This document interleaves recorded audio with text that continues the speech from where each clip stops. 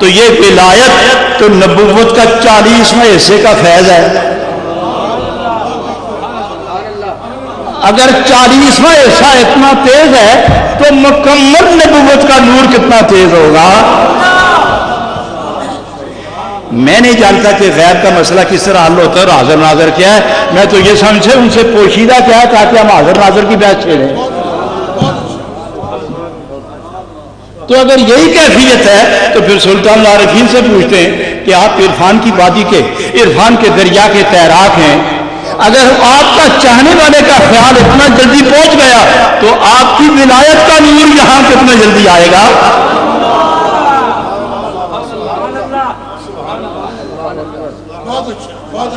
حضرات، یہ ہے روحانی دنیا اور اس کے آداب، اس کے تقاضے، اس کے قانون، اس کا رہن سہن، اس کا اٹھنا بیٹھنا بالکل علیحدہ ہے، بالکل جدا ہے، بالکل ممتاز ہے۔ اور میں رومی کا ایک قول پیش کر کے بس کرتا ہوں۔ میرا خیال تھا کہ میں شام تک ٹھہروں گا، اختتام محفل تک ٹھہروں گا، کیونکہ عرس یہ نزول رحمت کا ذریعہ ہے۔ عرس، میری ایک بات اور سن لیں حضرات، ایک تار کے ساتھ 100 بلب لگا ہوا ہو اور یہاں سے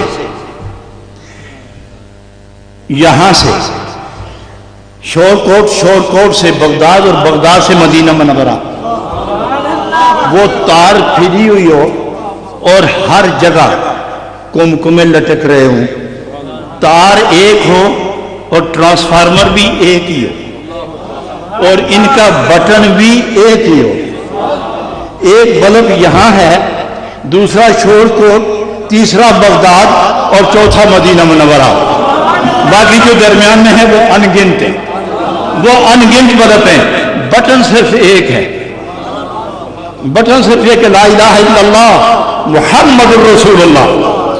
تو پھر میں پوچھتا ہوں کہ ایک بٹن 6000 میل دور بلب لٹک رہا ہے اور ایک 6000 میل پر ہے اور دوسرا 12000 میل دور ہے، پہلے کون سا جلے گا؟ ایک میرے قریب ہے 6 فٹ کے فاصلے پر اور ایک 6000 میل دور ہے، دوسرا 12000 میل دور ہے اور بٹن میرے پاس ہے۔ بتاؤ جب میں بٹن دباؤں گا تو پہلے کون سا جلے گا؟ ارے بولتے نہیں آپ، یا میں بھول گیا ہوں یا بات آپ کے مزاج کے خلاف ہو گئی ہے۔ پہلے کون سا جلے گا؟ سارے ایک جلیں گے؟ اللہ غنی۔ معلوم ہوا کہ تار ایک ہو، اس کے ساتھ ہزاروں بلب لگے ہوئے ہوں، وہ جلتے بجھتے ایک ہی دفعہ ہے سارے۔ لہذا دل جہاں بھی لگاؤ گے لگا کے رکھنا، جب اس برقی تار میں برقی رو چلے گی جلاتے ہوئے چلے گی، اور اول آخر کی کوئی بات نہیں، جس کا تعلق تار سے ہے وہ روشن رہے گا، اور جو ٹوٹ گیا پھوٹ گیا روٹ گیا مر گیا۔ اور جناب رومی فرماتے ہیں اور اسی پر میری گفتگو ختم ہو رہی ہے، در بدر می گرد و میرو کو بکو،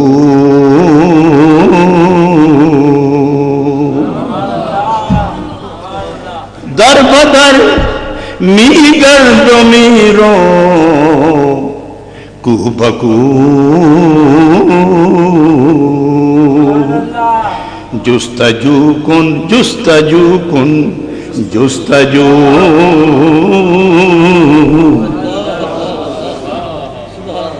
یہ ترجمہ میں آپ کے لیے کر رہا ہوں، جو میرے پشت پناہ بیٹھے ہیں ان کے لیے نہیں۔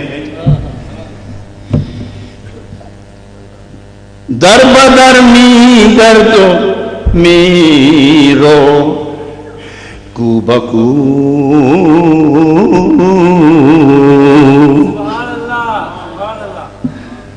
جستجو کن جستجو کن جستجو،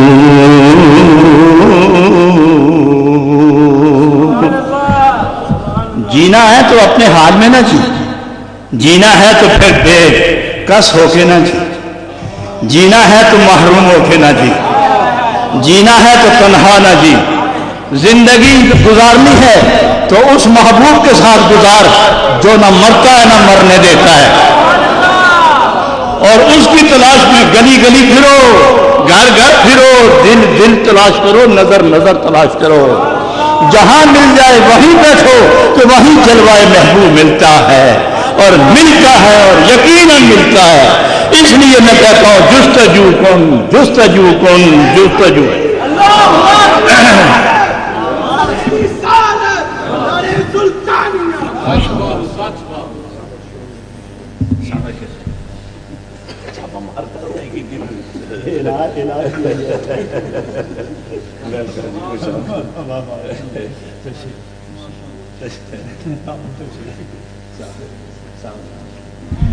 हज़रात एक बहार आ गई है और उसमें करार भी है और किसी के लिए फरार भी है।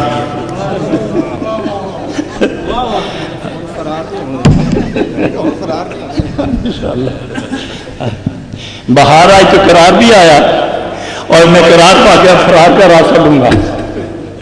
हज़रात गिरामी, मेरी गुजारिशात बड़ी बेतरतीब सी हैं, बड़ी बेतरतीब सी।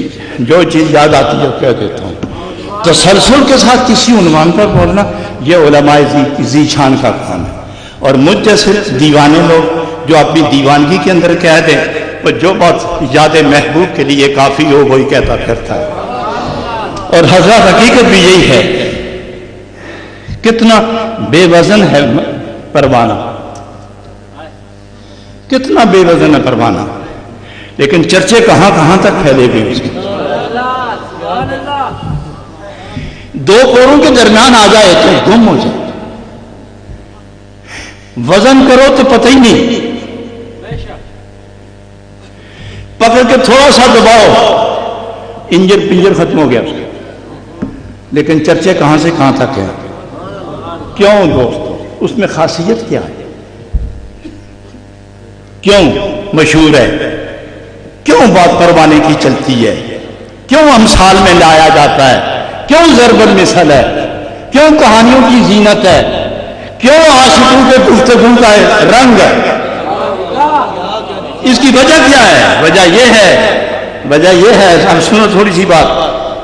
बाग में घूमते हुए एक इंसान ने फूल उठाया, सूंघने लगा, आंसू बह गए, रक्सतारी हो गए। किसी ने कहा शायद इसने फूल जिंदगी भी नहीं देखा। उसने कहा दीवाने हैं आप? हाँ हाँ दीवाना हूं, लेकिन ये फूल सूंघ के तुम पे रक्सतारी हो गया। हाँ, लेकिन उसको जवाब नहीं देता, वो फूल को देखता है तो उसको उस फूल को मुखातिब करता है, ऐ गुल,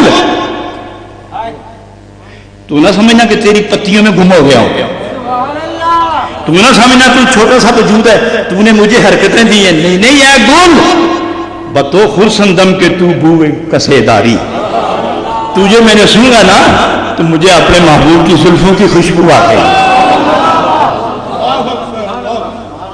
परवाना तू है कुछ नहीं और सब कुछ है, तू जर्रा नाचीज है, हर जगह मशहूर है। क्यों? इसलिए कि तूने अपना वजूद अपने महबूब के लिए ऐसा वक्त किया कि तेरा जब महबूब गैर पानी है तो उस महबूब की जलवों में मरने वाला भी तो गैर पानी होता है। अच्छा, इसको मरने में लज्जत क्या है? मरता क्यों है, जलता क्यों है और तड़पता भी नहीं?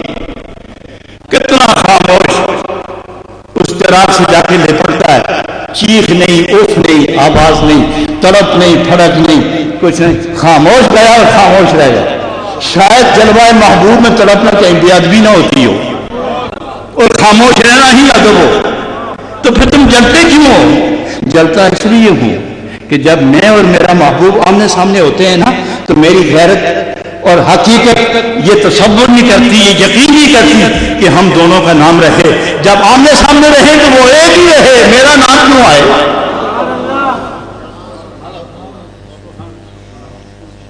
ए मुहिब्बीन, याद रखो, मोरीदीन शेख में गुम हो जाओ और इसी को तसव्वुर शेख कहते हैं। और पहले मुश्किल होती है, लेकिन जब तसव्वुर शेख कामिल हो जाए तो निगाहें बंद करने में थोड़ी देर लगती है اور وہ جو روح سے خیال سے زیادہ تیز ان کا نور ولایت ہے وہ سامنے آ جاتے ہیں. مشق ضروری ہے. پھر حضرات گرامی انہی عقیدتوں کی بنیاد پر انسان فیضیاب ہوتا ہے اور اس میں شریک ہونا ایسے ہے جیسے ایک بلب کے بجائے ہزاروں بلب روشن ہو تو کسی سو کسی سمت کسی طرف اندھیرے کا شائبہ نہیں رہتا. تو جو لوگ عرس میں شریک ہوتے ہیں ان کا دل ان کا دماغ ان کی روحیں صاحب عرس اور اس سارے سلسلے کی ارواح کے فیضان سے منور ہو جاتا ہے, روشن ہو جاتا ہے. اور جو پہلے ہی بہت میلا ہو کم از کم کچھ تو صاف ہو جاتا ہے اور جو صاف ہو وہ روشنی لے کے جاتا ہے. جو صاف نہیں ہے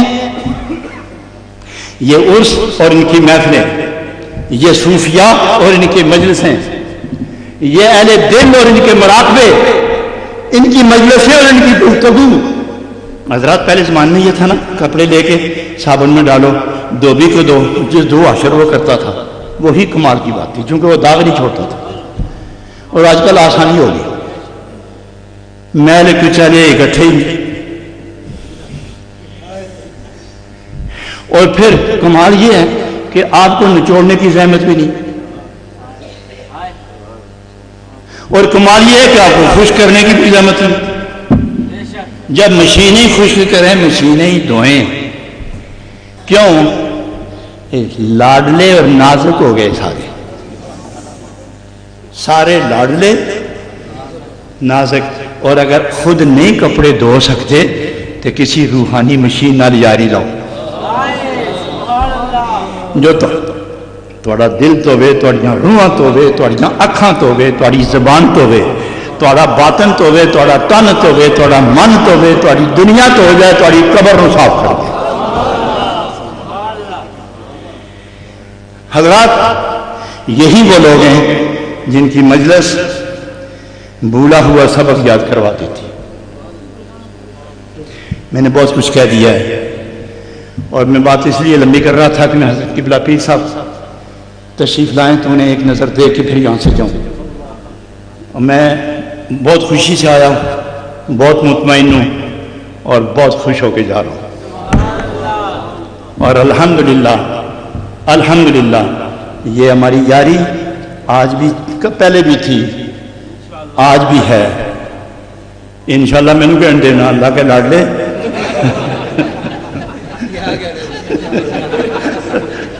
باتوں میں یہی ہے.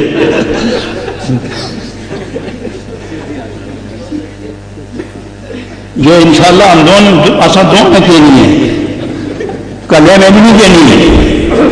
حضرات گرامی یہ بڑا گہرا ہے, بہت بڑا گہرا ہے, بہت بڑا گہرا ہے. خدا سلامت رکھے اور بڑائی اور زیادہ کرے. آج یہ اتنی لمبی صف علماء کی, سارے دیدہ ور, سخن ور,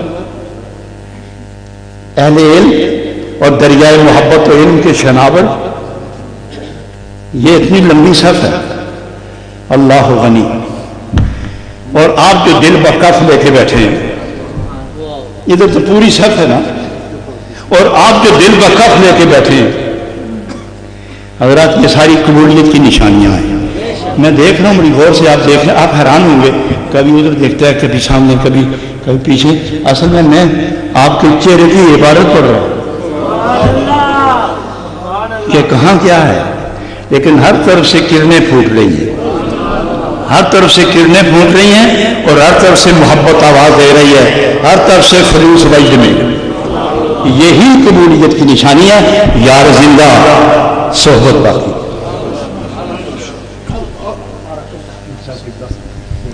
ماشاءاللہ. نعرہ تکبیر,